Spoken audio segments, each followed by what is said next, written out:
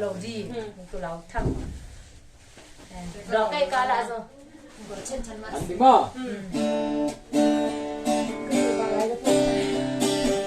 Hallelujah khăn về lại cái này Hallelujah lúc thì phải hỏi được này Hallelujah lúc đâm đá Chúa tên ta cầu để tung mi ta đi mình nghe lâu à hồng kỳ khai ba tung lúc đâm na là chắc tên xa đi Hallelujah lúc đâm đá Chúa tên ta cầu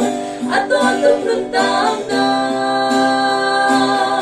im ngã chạy lên nơi đi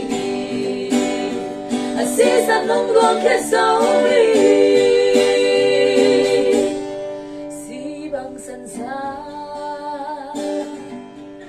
cả mùa đã tên cả là nia ít tháng rồi cả khéo đã tên khem bèo tên giờ ông mai sao không tương tin cái có xuân ta cái hồng hôn kia từ ba min pha chân đi Hallelujah lúc đâm đá Chúa tên ta cầu lấy tung mi ta đi mình nghe lâu à hồng kỳ khai ba tung lúc đâm na là chắc tên xa đi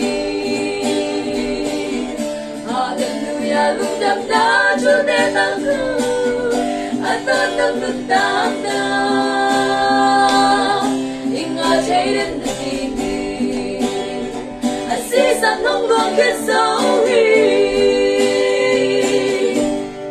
vang liền pi tô si na gang te so vong so thâu tô so wa si na halin lên so ngui một na lên tu hong so hi vang liền pi tô hong thâu tô so lúc đám mừng Hallelujah Hallelujah lúc đám na Chúa tên ta cầu lấy tung mi ta đi mình nhìn lâu à hồng kỳ khai pha tung lúc đám na là chắc tên xa đi Hallelujah lúc đám na Chúa tên ta cầu anh ta tung lúc đám na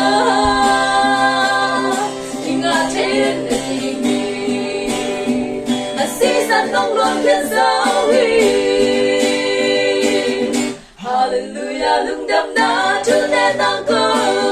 lấy tung mi ta đi mình nghe lâu à hồng kỳ khai ba tung lúc đâm na là chắc tên xa đi Hallelujah lúc đâm đá Chúa tên ta cầu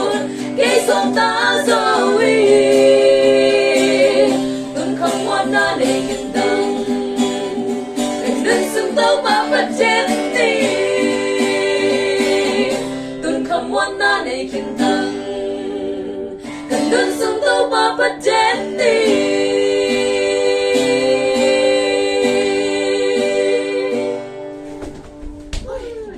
Này, rồi tua, đi nào.